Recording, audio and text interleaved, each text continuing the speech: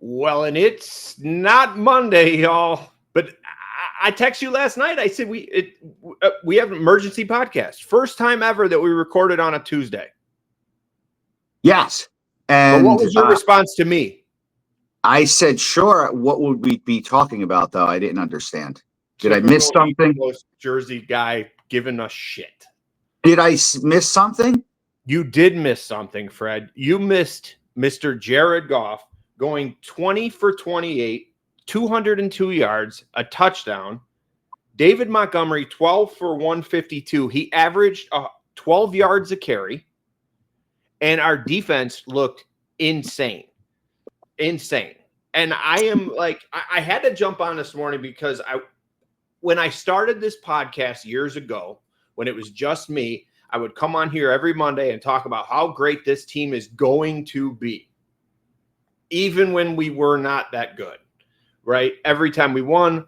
The reason I brought you on, well, because we're good pals. You know your shit. And you also put me in perspective sometimes when it comes to me being a homer when it comes to the Lions. So let me ask you this, Fred. You watched the game. We both talked about it on Monday morning like we always do. We both said they had a good chance to win. We didn't think it was going to be like this. Outside perspective, Fred, what did you see last night? And then I'm going to let you know what my thoughts are. It was a great game. I mean, dude, great game. I'll tell you one thing I did say to Mare while we were watching the game, because we watched it together. We watched the Lions games together when they don't coincide with the Steelers. So at one point I said to her, this is not Lions related, but I did say Baltimore is going to destroy the Steelers. It was in the first half. Right. So it's like, and she goes, really? I said, yeah. I said, just watching them, like efforts, like some of the drives that the short drives they had, I mean, meaning short as in time span. Yes. The length of the ball possession, right? To scoring. It was like effortless. It was like they scored, with a couple minutes, like, and then the one drive I think was like 40 seconds. I don't know, but just that what was going on, and nobody wants to go up against Derrick Henry. So that was my one in the first half. Right. For sure. I'm thinking about what we're going to look like, the Steelers against the Ravens. And I'm like, they're going to get blown away, like out of the stadium. Like, so that's that. But as for the Lions, first half, great half of football. The 9-minute drive was gigantic. It was a huge to start our own 2-3-ish yard line, 4-ish yard line, and just that first down, which it was 10 minutes. Yeah, I mean, I think that's it's probably one of the only ways you beat Lamar is to keep him off the field. Like if I think that if Detroit scored just as quick as Baltimore, I don't think that's the game that I don't think it turns out the same because, more chances, more opportunities. But like, I thought that, Gibbs and Monty were just like literally running all over them, which was crazy. Amon-Ra wasn't even really targeted in the first half much. Yeah. I forget. I think he had 77 yards, a touchdown. Like, yeah, I don't think like in the first half he was even targeted much, but Goff looked great. Like, 14-14 at half.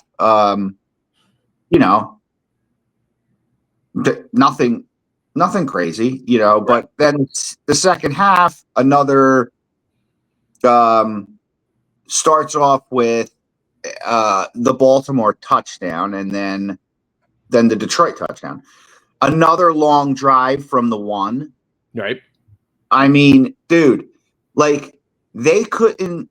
Those 2 drives won the game for them. 100%. They took a ton of time, and they just beat them down. Like, as for the defense of Detroit, I will say this. Because I'll tell you what, and when I go, I'm going there. There's an issue that I have, and I always want to be open-minded when it comes to this, because I can get a little carried away. But there is a spot on that defense that I saw last night that I'm curious if you're going to bring it up. Well, I think that the defense, the line was great. Rushing the quarterback, all that stuff. I do think that the number of sacks is a little skewed. 8 sacks, I think it was. 7. Was it 8? 7 or 8? He doesn't throw the ball away. I mean, it is what it is. So I'm not taking anything away from the defense, but that number seems pretty crazy when the guy just doesn't throw the ball away. Even at the end of the game, they ended up getting that first down with, I think, Justice when it was like 3rd and 26. Mm-hmm. Yeah. Something like that. He throws the ball away. It's 3rd and 10. It was so weird that, it was just, he just doesn't throw the ball away. And he always wants to make a play, which I love. I love that about him. But I mean, as for the defense, I don't know if there was, there's always holes in your defense.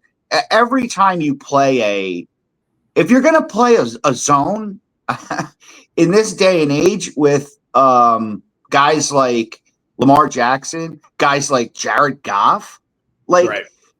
Come on. It ends up being all offensive line. So if you give any one time these higher end quarterbacks, they're going to destroy your zone. There is no, I never was a big fan of the zone. I understand. It just seems like guys are just totally out of touch in zone coverage sometimes. Right. I don't mean the Lions. I understand. You're just in general in the NFL when it comes to that. Whole watch the quarterback. It's okay, I'm watching the quarterback. There's a guy standing 2 feet from me. Mm-hmm. And he still gets the ball. Right. I understand, but I think all in all, everyone played well for the Lions. I don't really see that many holes. You're talking about an elite passer, a bunch of great receivers too. So I think the defense on Baltimore side. Yeah, so I think the defense did well. Yes. Yeah. The big stop at the goal line is huge. That was so big. And because I was looking at Sarah, I said, well, I would just take Derrick Henry and I would just smash it right down our throat. I said to Mayor, so I guess you just hand the ball off 4 times to Derrick Henry. Right. And then trying to get cute and stuff like that. But that defensive stop was gigantic. It was a momentum changer. And the biggest thing, like I said, let's talk about the pluses. Obviously, they looked great.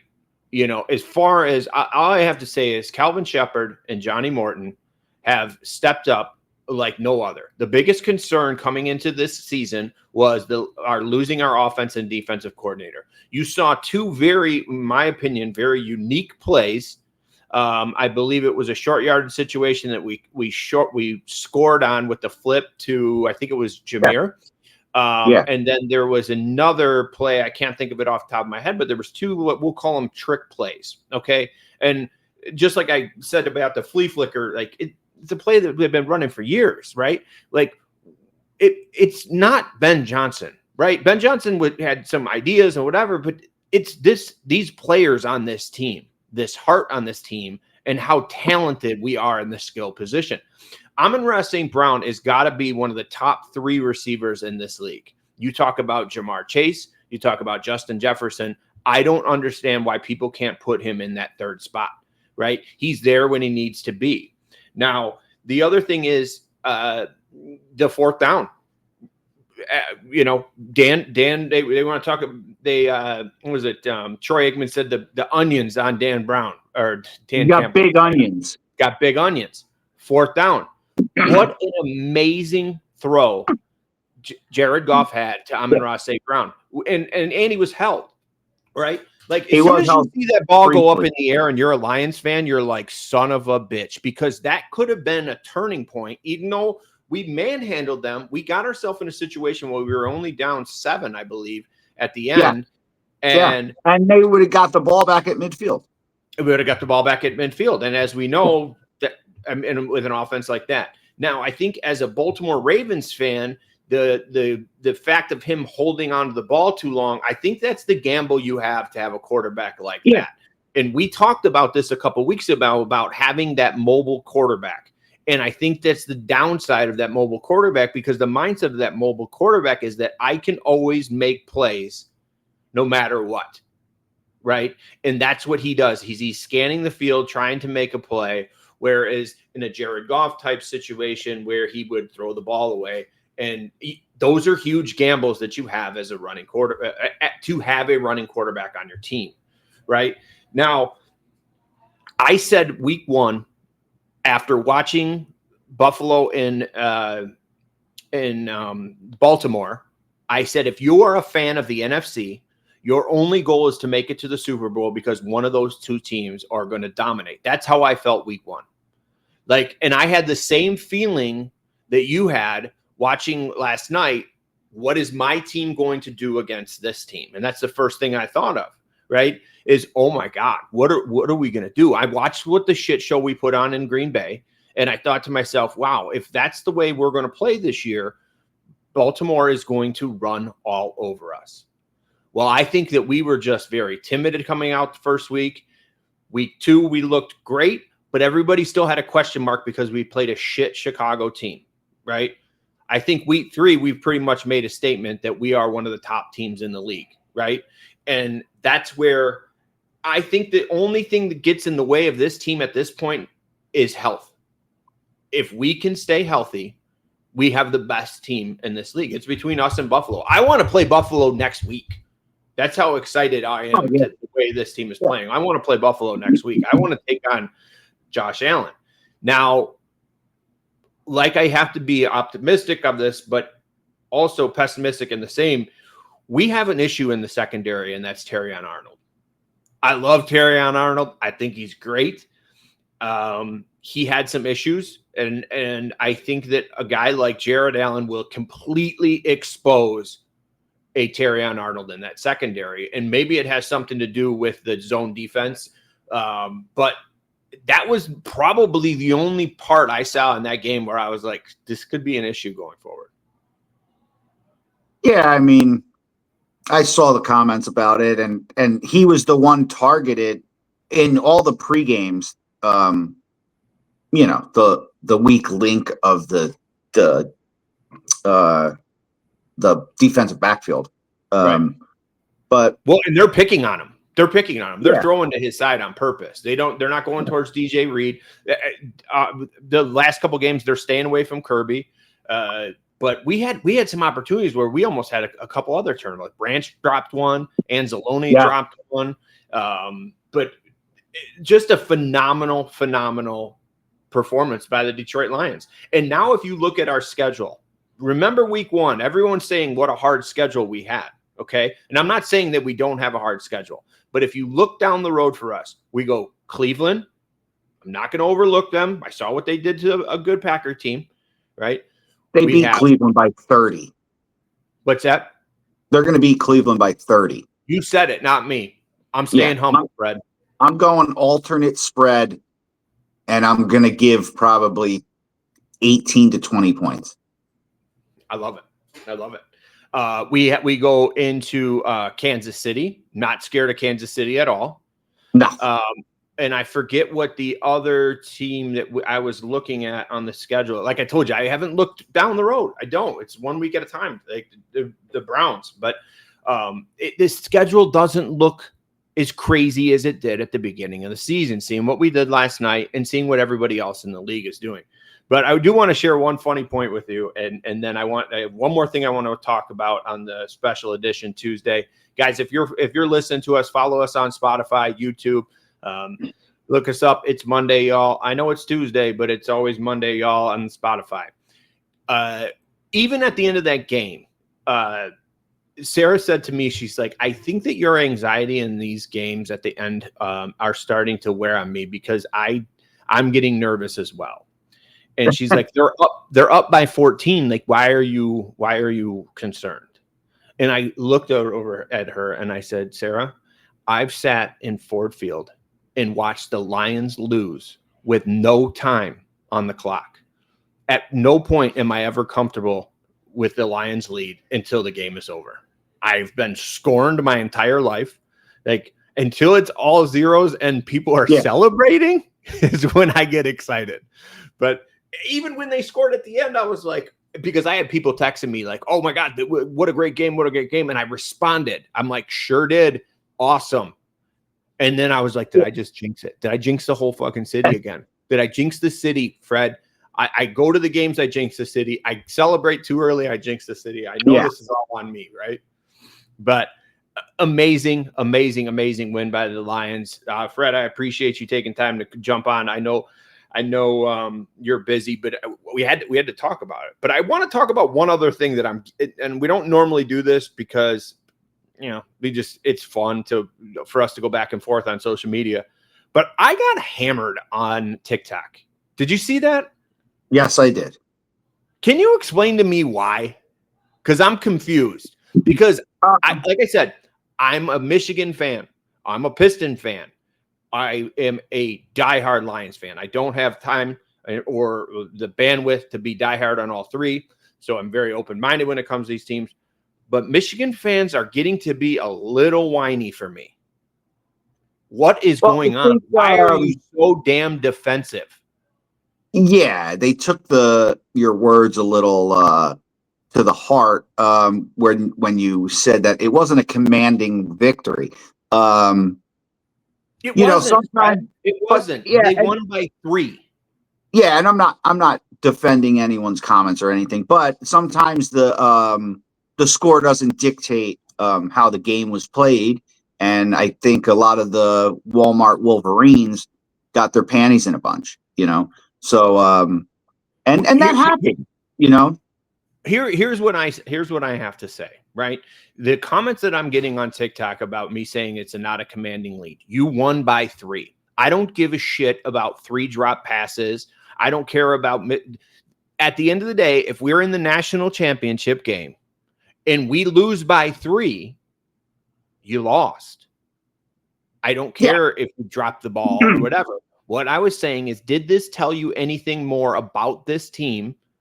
And why didn't they manhandle a team like Nebraska? I get it's a Big Ten where you're on the road, but if you're going to play against teams like Oregon, Georgia, Texas, Oklahoma, you got to be better.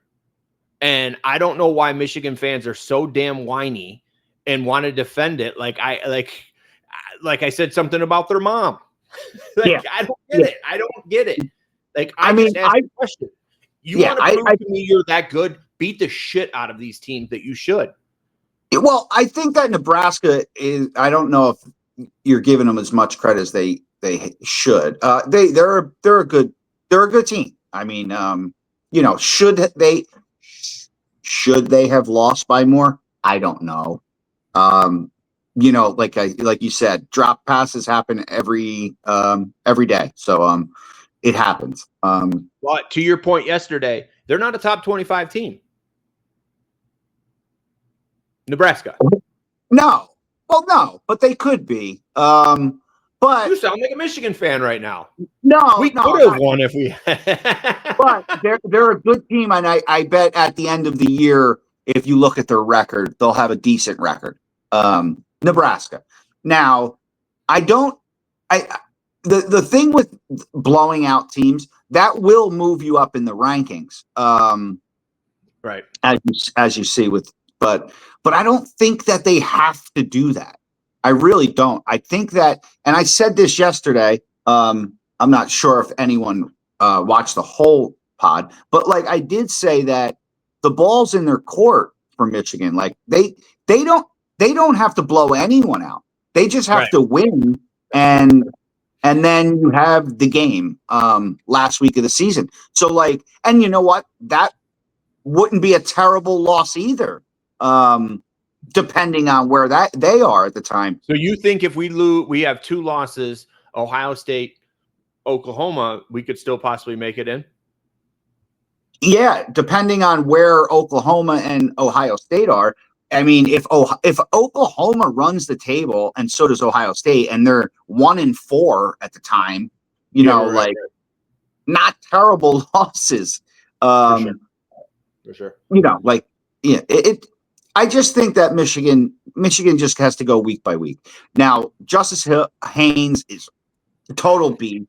I mean, you know, and one guy, I think you got one comment was saying that you don't look at, you know, I guess 300 yards rushing and is domination, I guess. Yeah, I guess, but they also let up 28 points. I don't know. So like, yeah. Was there something you can't have your cake and eat it too? Was there something that should have happened that they shouldn't have let up a touchdown? Exactly. You get my point. Was there a missed holding call or something like that, and they should have won 45-0? I mean, right. I don't know. You're talking about 2 more touchdowns. I don't know. I mean, if they won 40-28, would that have been good enough? Or would that have been commanding? I don't know. Like I'm not. I do. I think so. Absolutely. Yeah. I mean, 28 giving up 28 points isn't commanding at all. I don't care if you score 50. I get what you're saying on your defensive side of the ball. So it's yeah. I mean, but did they command the game and stuff? Yeah. If you watch the game, it was a command. It was they took control of the game, but at the end of the day, like you said, they won by 3, and you know I get it.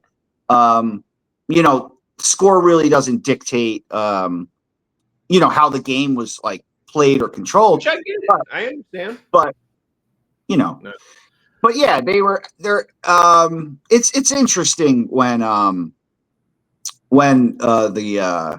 Wolverine fans get a little, they entertain me, Fred, to the point where I even had to come on here on my day off from the pod to talk about it. I mean, yeah, I mean, the Michigan State game will be fun. Yeah. When is that one? What's their schedule look like? I don't even know. They don't play anybody, in my opinion. Yeah. Okay. So, but you know, the thing is, again, I mean, we talked about this like week 1, though. The thing is, like, now Clemson totally shit the bed, but like terrible. That Clemson game after week 1, if they had ran the ACC, they're in the playoffs. So like, I feel like Michigan just needs to win games. It doesn't really matter what the scores look like. Right. The scores will move you up and down a little. But the wins keep you right in the mix. Like, you know, like Alabama's going to end up in the playoffs possibly too. I think they beat Georgia this week. I can't wait to see that. That's going to be a good game. It's good. I don't see it. In fact, we should make a little side bet between you and I on that one, because I do not see Alabama beating Georgia. I think Alabama beats Georgia. And then if that happens, it's like, you know, Alabama's right back in the fucking mix, just like everyone wants them to be. You know, like it's just, you know, but no, it's interesting. And I would see, I mean, let me ask you this. Would you like to address the comments? I mean, would you like to put a statement out right now? No, I'm just saying, like, stop being a whiny Michigan fan. Like, and take it for what I said. I said it wasn't a commanding victory. That was it. I didn't say that they didn't look good or anything like that. I'm saying if you're going to lose or only win by 3, what is going to happen against an Oregon or a Georgia team? That's all I'm asking. It's as simple as that. I didn't say that, you know, running for 300 yards wasn't great. Like, to beat a team like Nebraska or beat a team like Oregon or Georgia or Ohio State. Ohio State's different. I don't want to throw Ohio State and Michigan in there different because this rivalry is just different. It's not the same, right? I don't give a shit if Michigan didn't win a single game and Ohio State was undefeated. That game's still going to be a close game. It's just the way that rivalry goes. So when I bring up when you play teams like, I'm saying that Oregon, I'm saying, top teams, I don't want to use Ohio State in that because somehow it just happens that way. But I'm talking about top tier teams.